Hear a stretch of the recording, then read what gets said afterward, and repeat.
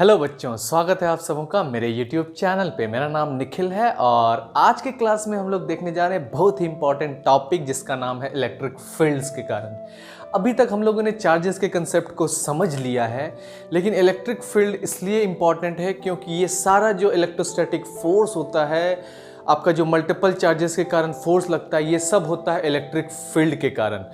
तो अभी जो है ये जो आपको बोर्ड पे दिख रहा है, ये माइंड मैपिंग है इलेक्ट्रिक फील्ड्स का। और इस माइंड मैपिंग को आप A4 साइज पेपर पे नहीं तो आप चार्ट पेपर पे बना सकते हो खुद से। इससे क्या होता है कि चीज़ों को लिंक करने में आसानी होती है और सारा कंटेंट आपके पास एक जगह होता है। जिस तरह से कि इस तरह से इलेक्ट्रिक फील्ड जो है वो कनेक्टेड है इलेक्ट्रिक फील्ड लाइन से। फिर इलेक्ट्रिक फील्ड होता है फोर्स पर यूनिट चार्ज। फिर इस इलेक्ट्रिक फील्ड निकालते हैं हम electric field due to point charge के कारण इलेक्ट्रिक फील्ड क्या होता है। तो इलेक्ट्रिक फील्ड का आपका क्या निकलता है, फॉर्मूला निकलता है, यहाँ से डिराइव करेंगे। फिर जो मल्टीपल चार्जेस है उसके कारण जो इलेक्ट्रिक फील्ड होगा एक पॉइंट P पे, वो सुपरपोजिशन प्रिंसिपल से हम लोग निकालेंगे। तो इसलिए जो ये कनेक्शन है, इस कनेक्शन से आपको ये पता चलेगा कि किस तरह से आपको ये पूरा टॉपिक कवर करना है। तो बेसिकली जो है पहले इलेक्ट्रिक फील्ड में जाके आपको इलेक्ट्रिक फील्ड लाइंस के बारे में समझना होगा। फिर उसके बाद आपको इलेक्ट्रिक फील्ड का डिफिनेशन यहाँ से समझ में आएगा। फिर electric field due to point charge, एक चार्ज के कारण जो डेरिवेशन होता है वो कैसे डिराइव करते हैं वो समझ में आएगा। और फिर उसके बाद मल्टीपल चार्जेस के कारण जो इलेक्ट्रिक फील्ड होता है एक पॉइंट पे, वो कितना होता है, उसको करते हैं हम लोग सुपरपोजिशन प्रिंसिपल से डील। तो आइए वन बाय वन करके एक एक कंसेप्ट को हम लोग देखते हैं। तो जो पहला कंसेप्ट है आपका इलेक्ट्रिक फील्ड लाइंस, इसका बेसिक सा कंसेप्ट है कि जो आपका चार्ज होता है पॉजिटिव चार्ज, उससे इलेक्ट्रिक फील्ड लाइंस बाहर की ओर निकलता है और जो निगेटिव चार्ज होता है उसके इनसाइड में वो इनवर्ड डायरेक्शन में उसके अंदर जाता है। तो इलेक्ट्रिक फील्ड लाइंस जो है कहाँ से निकलता है, पॉजिटिव चार्ज से, और जाता है किस में है, निगेटिव चार्ज में। जिस तरह से दो मैग्नेट के बीच अट्रैक्शन होता है उस तरह से पॉजिटिव चार्ज और निगेटिव चार्ज के बीच अट्रैक्शन होता है। इसलिए जो इलेक्ट्रिक फील्ड लाइंस है वो पॉजिटिव चार्ज से निकल के किधर जा रहा है, वो निगेटिव चार्ज में। और कभी भी ये जो इलेक्ट्रिक फील्ड लाइंस है एक दूसरे को इंटरसेक्ट नहीं करेगा, ठीक है। ये इलेक्ट्रिक फील्ड लाइंस एक दूसरे को इंटरसेक्ट नहीं करेगा। तो इसलिए जो है इसमें क्या है, पॉजिटिव चार्ज से इलेक्ट्रिक फील्ड लाइंस निकल रहा है और निगेटिव चार्ज में इन कर रहा है। अब जो ये इस डायग्राम में क्या है कि पॉजिटिव चार्ज से इलेक्ट्रिक फील्ड लाइंस क्या होता है, बाहर की तरफ जाता है। और इसी इलेक्ट्रिक फील्ड में अगर कोई दूसरा चार्ज आएगा तो वो इलेक्ट्रोस्टैटिक फोर्स इन्फ्लुएंस करेगा। क्या इन्फ्लुएंस करेगा, इलेक्ट्रोस्टैटिक फोर्स इन्फ्लुएंस करेगा। और वो इलेक्ट्रोस्टैटिक फोर्स जो है वो दिया गया था कूलम्ब्स के द्वारा, जिसको कहते हैं कि force of attraction and force of repulsion is directly proportional to the product of charges and inversely proportional to the square of distance between them, जिसका फॉर्मूला होता है 1/4πε0 Q1 into Q2 bye R square.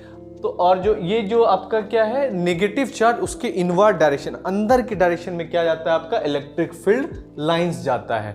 तो ये है क्या कि आपको हमेशा याद रखना है कि जो इलेक्ट्रिक फील्ड है वो पॉजिटिव चार्ज से निकलता है और निगेटिव चार्ज के अंदर जाता है। मतलब आउटवर्ड डायरेक्शन में निकलता है पॉजिटिव चार्ज से और इनवर्ड डायरेक्शन में जाता है निगेटिव चार्ज में, ठीक है।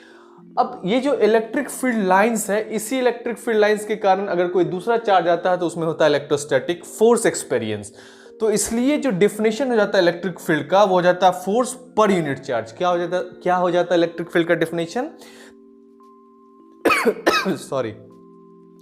तो इलेक्ट्रिक फील्ड का जो डेफिनेशन हो जाता है वो होता है फोर्स पर यूनिट चार्ज। मतलब इस एक पॉजिटिव चार्ज पे, जैसे कि अब suppose that force per unit charge, मतलब दो चार्ज है Q1 और Q2।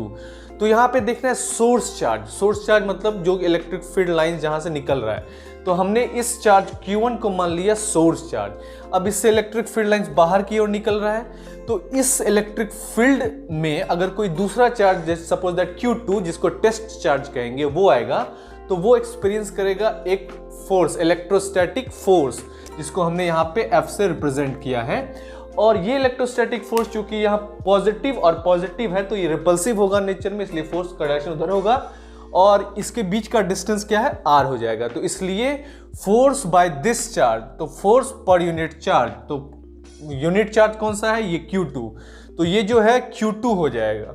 तो ये सोर्स चार्ज किस पे लगा रहा है फोर्स, इस Q2 चार्ज पे। तो Q2 चार्ज यहाँ पे टेस्ट चार्ज हुआ और Q1 जो है यहाँ पे सोर्स चार्ज हुआ।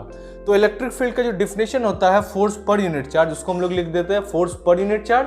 और यहाँ पे टेस्ट चार्ज क्या है, Q2 है, क्योंकि सोर्स चार्ज क्या है आपका Q1 है। अब यहाँ पे क्या आपका कि फोर्स पर यूनिट चार्ज, जो इलेक्ट्रोस्टैटिक फोर्स का डिफिनेशन होता है वो क्या होता है, 1/4πε0 Q1 इंटू Q2/r² होता है। और अपॉन क्या है Q2, तो उसको लिख दिए हम लोग। अब इस सारे फॉर्म को इस तरह से लिख दिए और इस Q2 को अलग से लिख दिए 1/Q2। इसको एक साइड लिख दिया, इस पूरे फॉर्म को हमने यहाँ लिख दिया और 1/Q2 को अलग से लिख दिया। अब ये क्या है Q2 क्या हो जाएगा आपका, कैंसिल हो जाएगा। तो क्या बचा आपका Q1, और एग्जैक्टली यही Q1 क्या है आपका, सोर्स चार्ज है। कौन सा चार्ज है, सोर्स चार्ज है। तो हमेशा इलेक्ट्रिक फील्ड में जो होता है एक चार्ज, सोर्स चार्ज इन्वॉल्व होता है, ठीक है, टेस्ट चार्ज उसमें इन्वॉल्व नहीं होता है।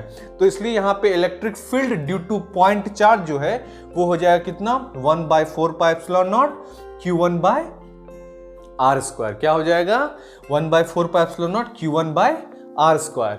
और यही Q1 जो है यही है क्या आपका सोर्स चार्ज। तो इसलिए इस इलेक्ट्रिक फील्ड का क्या हो जाता है फॉर्मूला, 1/4πε0 Q/r²। और यही Q क्या है, सोर्स चार्ज है। तो इसलिए आपको इस चीज को याद रखना है, ध्यान रखना है कि जब आपको इलेक्ट्रोस्टैटिक फोर्स कहे तो 1/4πε0 Q1 इंटू Q2, मतलब दो चार्ज इन्वॉल्व होगा।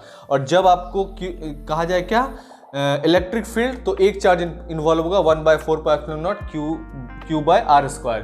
तो दोनों चूंकि इलेक्ट्रोस्टैटिक फोर्स और इलेक्ट्रिक फील्ड दोनों इनवर्स स्क्वायर लॉ है, क्योंकि r² दोनों के डिनोमिनेटर में होता है और इसके न्यूमरेटर में सिर्फ एक दो Q होता है इलेक्ट्रोस्टैटिक फोर्स में, लेकिन इलेक्ट्रिक फील्ड में एक ही Q होता है। तो ये था क्या, electric field due to point charge, मतलब इस पॉइंट चार्ज के कारण इलेक्ट्रिक फील्ड कितना था, तो वो था 1/4πε0 Q1/r²। यही Q1 क्या है, सोर्स चार्ज।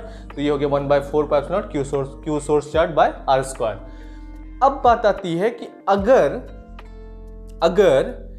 एक पॉइंट पे आपको इलेक्ट्रिक फील्ड निकालना है, एक पॉइंट पे, सपोज दैट ये पॉइंट है, ये सपोज दैट मान लिया इस चार्ज के कारण इस पॉइंट को मान लिया हमने P। तो इस पॉइंट पे जो है बहुत सारा चार्ज के कारण क्या होगा, इलेक्ट्रिक फील्ड। तो सपोज दैट एक पॉइंट लिया हमने P, ठीक है।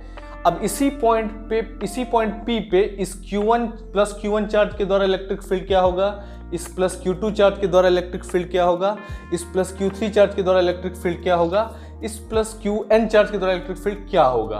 तो इसी को हम लोग डिराइव करते हैं किससे, सुपरपोजिशन प्रिंसिपल से। तो यहां था electric field due to point charge, एक चार्ज के कारण, लेकिन यहां क्या है, electric field due to multiple charges, मतलब बहुत सारे चार्ज के कारण। और वो बहुत सारा चार्ज क्या है, तो वो है plus Q1 plus Q2 plus Q3 plus Q4 plus Q5 ... Q1 charge के कारण। और चूंकि यहाँ प्लस चार्ज है तो ये क्या है, इलेक्ट्रिक फील्ड का डायरेक्शन आउटवर्ड होगा, इसलिए Q1 चार्ज के कारण जो इलेक्ट्रिक फील्ड होगा वो हो जाएगा E1P on point P। Electric field due to charge 1 on point P, इसलिए इलेक्ट्रिक फील्ड E1P। इस तरह से चार्ज Q2 के द्वारा क्या हो जाएगा, ये E2P, मतलब पॉइंट P पे चार्ज 2 के द्वारा इलेक्ट्रिक फील्ड, फिर Q3 के द्वारा तो E3P। तो इलेक्ट्रिक फील्ड पॉइंट P पे थर्ड चार्ज के कारण, और फिर Q1 चार्ज के कारण जो इलेक्ट्रिक फील्ड होगा वो ENP हो जाएगा। तो इसलिए यहां पे क्या हो गया, electric field due to multiple charges. तो मल्टीपल चार्ज के कारण जो इलेक्ट्रिक फील्ड होगा उसको हम लोग डिराइव करेंगे सुपरपोजिशन प्रिंसिपल से, जो कि दिया जाएगा electric field at point P is equal to electric field due to charge 1 at point P, जिसको हम लोग लिखेंगे E1P। फिर electric field due to point 2 on point P, तो इसको लिखेंगे E2P। Electric field due to charge 3 on point P, इसको लिखेंगे E3P। और फिर electric field due to NP, तो इसको लिखेंगे मतलब electric field due to charge N on point P, तो ये हो जाएगा ENP। अब आपको फॉर्मूला तो पता है कि इलेक्ट्रिक फील्ड का क्या होता है, एक चार्ज इन्वॉल्व होता है, तो इसमें Q1 इन्वॉल्व है, तो इसलिए 1/4πε0 Q1/r²। अब ये जो यूनिट वेक्टर है R1P, ये डायरेक्शन शो कर रहा है R2P, R3P, RNP, तो इसलिए इसको इस तरह से यूनिट वेक्टर के फॉर्म में लिख दिया जाएगा। तो 1/4πε0 Q1/r² 1P r 1P, ये हो गया electric field due to charge 1 on point P। इस तरह से electric field due to charge 2 on point P 1/4πε0 Q2/r² 2P r 2P plus ... 1/4πε0 Q1/rnp का स्क्वायर r NP। तो इस तरह से क्या है आपका जो ये वैल्यू है 1/4 pi epsilon not, 1/4 pi epsilon not और ये 1/4 पाई एप्सिलॉन नॉट, इसको हम लोग क्या करेंगे, कॉमन ले लेंगे। तो हमने क्या किया, इसको कॉमन ले लिया। अब क्या है कि जो ये वैल्यू है Q1/R1P का स्क्वायर, इसको यहाँ लिख देंगे, R⁻1P को यहाँ लिख देंगे। उसी तरह से जो आपका ये है Q2/R2P का स्क्वायर, R⁻2P, इसको यहाँ लिख देंगे। इस तरह से Q1RNP का स्क्वायर, R⁻NP को यहाँ लिख देंगे।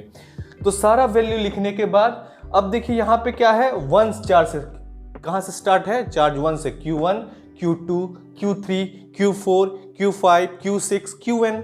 तो इसलिए क्या हो गया, 1P, 2P, 3P, 5P, NP, ठीक है। तो इसलिए जो यहाँ पे 1, 2, 3 उसकी जगह I पुट कर देंगे, तो यहाँ जाएगा QI और यहाँ जाएगा RI, R1I, ठीक है, R1I, R2I, R2P, R3P, इस तरह से, ठीक है। तो एक वैल्यू जो है वहाँ पे हमेशा क्या है, कांस्टेंट है।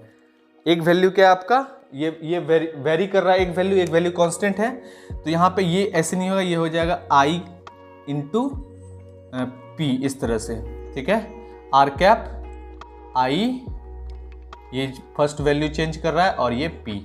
तो फाइनली जो आपका ये हो गया क्या, electric field due to multiple charges का डेरिवेशन क्या हो जाएगा, 1/4 pi epsilon summation I is equal to 1 से लेके n तक, 1 से 2, 3, 4, 5 n तक। तो इसलिए समेशन I इक्वल टू 1 से लेके n तक, तो QI/RIP का स्क्वायर, R⁻IP। तो ये हो गया आपका क्या, सुपरपोजिशन प्रिंसिपल, जिसमें हमें निकालना होता है electric field due to multiple charges.